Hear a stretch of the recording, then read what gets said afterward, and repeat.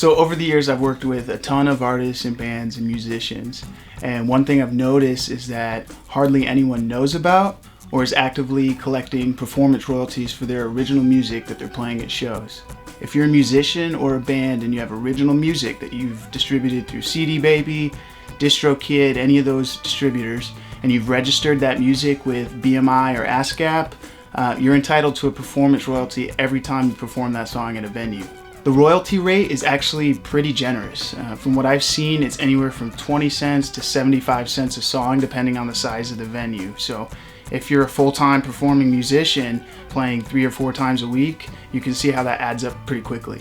So the way it works is you go on ASCAP or BMI's website, whichever one you're registered with, and they both have an interface for submitting set lists after shows. So after you perform, you go in, you select the venue you were at, you type up your set list, and you hit submit. So super straightforward, super easy, and I've included a link in the video description for both ASCAP and BMI with just some loose instructions of how to do it, but it's really easy to do.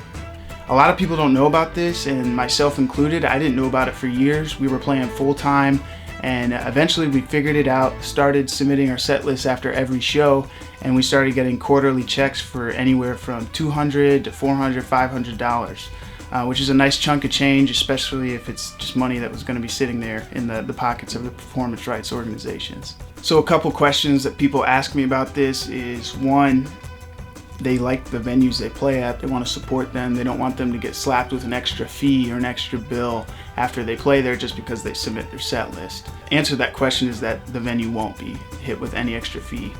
They pay an annual membership fee to ASCAP and BMI just to have live music, and that fee will not be affected based on whether or not you submit these set lists. That money's already allocated, already been paid into the pot on your behalf, so you as an artist just have to claim it.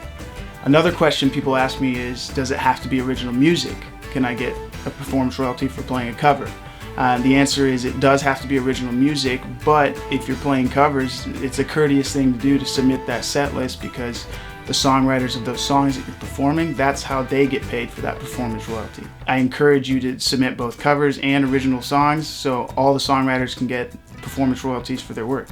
So I just wanted to make a PSA and just kind of explain how it worked. Again, I've worked with a ton of bands, and I've yet to meet one who already knows about it, and I didn't know about it for years either. So I want artists to know about this. I want them to be claiming the performance royalties from the shows they're playing, because that's money that's there for them, and it's hard to make money as an artist as it is. So hope everybody can start doing this and start getting the most out of the shows and the songs that they're writing.